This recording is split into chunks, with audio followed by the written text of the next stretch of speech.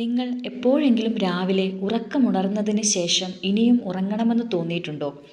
ശരീരത്തിനൊരു ഭാരവും മനസ്സിനൊരു മ്ലാനതയും തോന്നിയിട്ടുണ്ടോ? ഒരു കപ്പ് ചായയോ കാപ്പിയോ കുടിക്കാതെ ദിവസം തുടങ്ങാൻ പറ്റാത്ത ഒരു അവസ്ഥയിലൂടെ പോയിട്ടുണ്ടോ? ഉച്ചയൂണ് കഴിയുമ്പോഴേക്കും കണ്ണ് താനേ അടഞ്ഞു പോകുന്നു. വൈകുന്നേരമാകുമ്പോഴേക്കും ഒന്നിനും ഒരു ഊർജ്ജമില്ലാതെ കിടക്കുന്നു. ഇത് നിങ്ങളുടെ മാത്രം കഥയല്ല. നമ്മളിൽ പലരും ഇതൊരു സാധാരണ ജീവിത രീതിയായി അംഗീകരിച്ചു കഴിഞ്ഞു. ചെറിയ ചെറിയ തലവേദനകൾ, ദഹനത്തിൻ്റെ പ്രശ്നങ്ങൾ, ശരീരത്തിലെ പാടുകൾ, ഉറക്കമില്ലാത്ത രാത്രികൾ ഇതെല്ലാം ജീവിതത്തിൻ്റെ ഭാഗമാണെന്ന് നമ്മൾ നമ്മളെ തന്നെ വിശ്വസിപ്പിച്ചു. പക്ഷേ ഒരു നിമിഷം ചിന്തിച്ചു നോക്കൂ, ഇതാണോ ശരിക്കും ജീവിതം?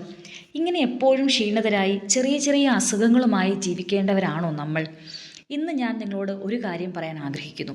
വെറും 21 ദിവസം കൊണ്ട് ഇപ്പോൾ നിങ്ങൾ അനുഭവിക്കുന്ന ശാരീരിക മാനസിക പ്രശ്നങ്ങളെ 80% മാറ്റിയെടുക്കാൻ പറ്റും.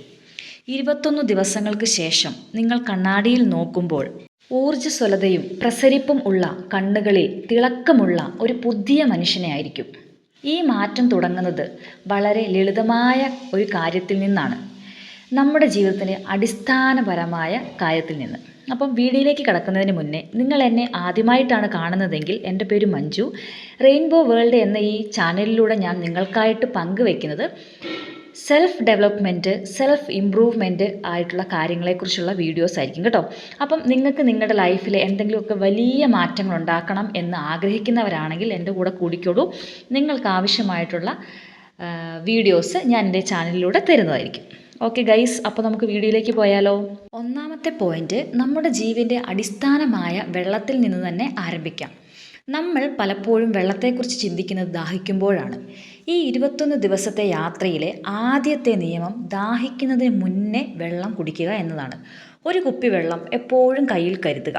ഇടയ്ക്കിടയ്ക്ക് വെള്ളം കുടിക്കുക. ശരീരത്തിൻ്റെ താളം വീണ്ടെടുക്കാനുള്ള ഈ യാത്രയിൽ ഹൈഡ്രേറ്റഡായി ഇരിക്കുക എന്നുള്ളത് വളരെ ഇമ്പോർട്ടൻ്റ് ആയിട്ടുള്ള പോയിൻ്റാണ്.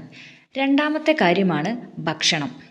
പലപ്പോഴും രുചിക്ക് മാത്രമാണ് നാം പ്രാധാന്യം നൽകുന്നത്, അല്ലെങ്കിൽ വിശപ്പ് മാറ്റുക എന്ന പ്രാഥമിക ആവശ്യത്തിന്.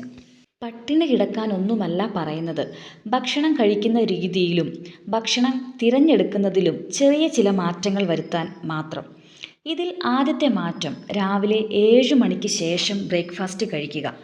വൈകിട്ട് 7 മണിക്ക് ശേഷം കനത്ത ഭക്ഷണങ്ങൾ ഒഴിവാക്കുക. അടുത്ത 21 ദിവസം 7 മണിക്ക് മുൻപായി അത്താഴം കഴിക്കാൻ ശ്രദ്ധിക്കുക. അത് സാധ്യമല്ലെങ്കിൽ ഉറങ്ങുന്നതിന് 2 മണിക്കൂർ മുന്നേ കഴിക്കുക. അടുത്ത മാറ്റം, പഞ്ചസാര മാറ്റി നിർത്താം. ബേക്കറി സാധനങ്ങൾ കഴിക്കുന്നതും കാപ്പിയിലും ചായയിലും പഞ്ചസാരയിട്ട് കഴിക്കുന്നതും താൽക്കാലികമായി നിർത്തിവെക്കൂ. ആദ്യത്തെ കുറച്ച് ദിവസങ്ങൾ മധുരം കഴിക്കാൻ കുറച്ച് ടെൻഡൻസിയൊക്കെ തോന്നാം. പക്ഷേ കുറച്ച് ദിവസം കഴിയുമ്പോൾ നിങ്ങളുടെ നാവിൻ തുമ്പിലെ രുചിമുകുളങ്ങൾ ഉണരും. എല്ലാ ഭക്ഷണ സാധനങ്ങൾക്കും രുചി കൂടിയതായി തോന്നും. ഊർജം കൂടും. ദിവസവും ഒരു നേരമെങ്കിലും സാലഡ് കഴിക്കുവാൻ ശീലിക്കുക. ഇതൊക്കെ നമ്മുടെ ലൈഫിൽ വലിയൊരു മാറ്റം കൊണ്ടുവരാൻ സഹായിക്കും. ഇതോടൊപ്പം തന്നെ നമ്മുടെ ശരീരത്തെ ചലിപ്പിക്കാൻ നമ്മൾ മറക്കരുത്. അടുത്ത 21 ദിവസം 20 മിനിറ്റ് എക്സസൈസ് ചെയ്യുക. ശരീരം ചലിക്കുമ്പോൾ മനസ്സ് ശാന്തമാകുന്നു. ചലനം വികാരങ്ങളെ ഒഴിവാക്കുവാൻ സഹായിക്കുന്നു. മനസ്സിൻ്റെ അവസ്ഥ ശരീരത്തെ എങ്ങനെ ബാധിക്കുന്നു എന്നത് അത്ഭുതമാണ്. ഉത്കണ്ഠ വയറ്റിലെ അൾസറായും ദേഷ്യം രക്തസമ്മർദ്ദമായും സങ്കടം പ്രതിരോധശേഷി കുറവായും മാറുന്നു. അതിനാൽ ശരീരത്തെ സുഖപ്പെടുത്താൻ മനസ്സിനെ കൂടി ശുദ്ധീകരിക്കേണ്ടത് അത്യാവശ്യമാണ്. അതിനാൽ അടുത്ത ഘട്ടത്തിലേക്ക് നമുക്ക് പോകാം. അതാണ് ഉറക്കം.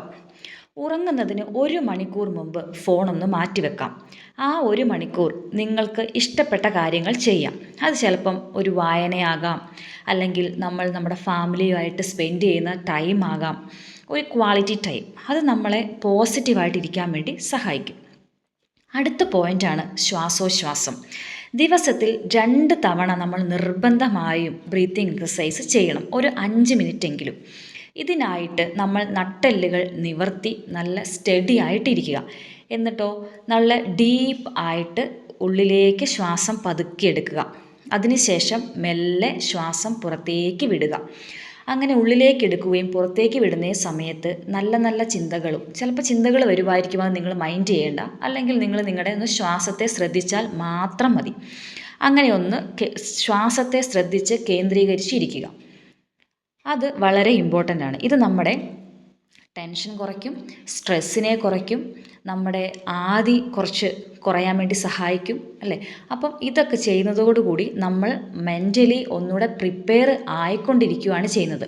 ഇതിലൂടെയെല്ലാം നമുക്ക് നമ്മുടെ ലൈഫിലേക്ക് വലിയൊരു മാറ്റം കൊണ്ടുവരാൻ സഹായിക്കും.